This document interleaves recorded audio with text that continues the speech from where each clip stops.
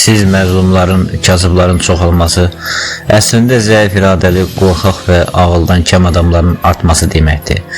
Məhz bu qorxaqlıq və çəkingənlik sizin nadanlığınızın əsas əlamətidir. Düzgün əql sahibi nə pislik, nə də şər. O sadəcə realdır. Deməli, məzlum adlandırılan bu kütlə əslində ən nadan olanlardır. İnsanı namərd edən nədir ki? Onun yanlış işləyən beyni, qorxaqlığı, çəkingənliyi. Siz qorxaq olduğunuz üçün namərdsiniz. Siz o qədər murdarsınız ki, öz namərdliyiniz elə özünüzü batırır. Bu halda sizin istismar olunmağınız təbiətin haqqıdır. İndi təsəvvür edin, bu tip qorxaq, ağıldan kəm və çəkingən insanların əlinə güc keçsə nə olar? Onlar öz qorxularını qanuna çevirərlər. Onlar öz axmaqlıqlarını nizam deyə diktə eləyərlər. Onların qurduğu dünya zirvəyə qalxmış bir məzlumun keçmişdəki bütün aşağılıq komplekslərinin intiqam meydanı olar. Deyin görüm, özünə faydası dəyməyən, özü üçün risk almaqdan qorxan, həyatını planlaya bilməyən bir aciz Allah və ya başqaları üçün nə edə bilər ki? Öz ailəsini qurtarmağa iradəsi çatmayan bir dızqaq cəmiyyətə necə fayda verə bilər ki? Bu adamlar Allahın və təbiətin təbii yolla aşağı atdığı tullantılardır. Onlar bu ağılla heç vaxt yüksəyə qalxa bilməzlər. Özü üçün mübarizə aparmayan, özünü sürünməyə məhkum edən bir varlıq yüksək mövqedə milyonları necə yönləndirə bilər ki? Heç cür. Sizin o səfalət girdabında çürüməyiniz, əziyyət çəkməyiniz təbiətin ən böyük ədalətidir. Özünüzə məzlum deməyiniz isə çirkli simanızı yuyub təmizə çıxarmaq cəhdidir. Tərs məntiq bizə deyir. İstisnaları çıxmaqla bütün kasıblar olduqları vəziyyətə layiqdirlər, çünki yaxşı və güclü insanlar kütlə halında pis yaşaya bilməzlər. Yalnız namərdlər kütlə səviyyəsində bir-birindən hərəkət gözləyərək çürüyərlər.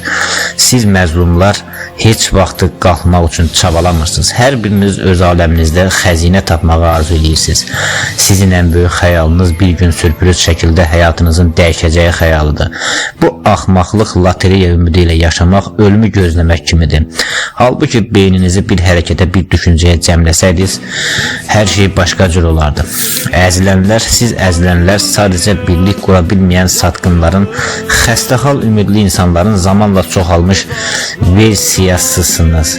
Sizin var olmağınız belə bir lütfdür. İnsanın heyvandan fərqi odur ki, o zəifləri aşağı pillədə də olsa yaşadır.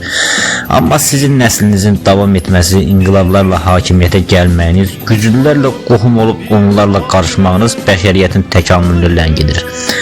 Nəticədə ədalətə ehtiyac yaranır. Halbuki siz zəiflər olmasaydınız, ədalətə də ehtiyac qalmazdı. Çünki güclülərin dünyasında hər şey onsuz da öz yerində olardı. Ədalət və mərhəmət bunlar heç vaxt birinci planda olmayıb. Bunlar xaotik, nəzarətsiz və namərdlərin çox olduğu yerdə ehtiyacdan yaranan ikinci dərəcəli duyğu məfhumlardır. Mərhəmət həmişə namərdlərin ehtiyacı olub. Mərdlər mərhəmət diləmir. Onlar ya istədiklərini əldə edirlər, ya da bu yolda ölürlər. Lakin aciz və rəzil adamların uydurduğu bir orta yol var.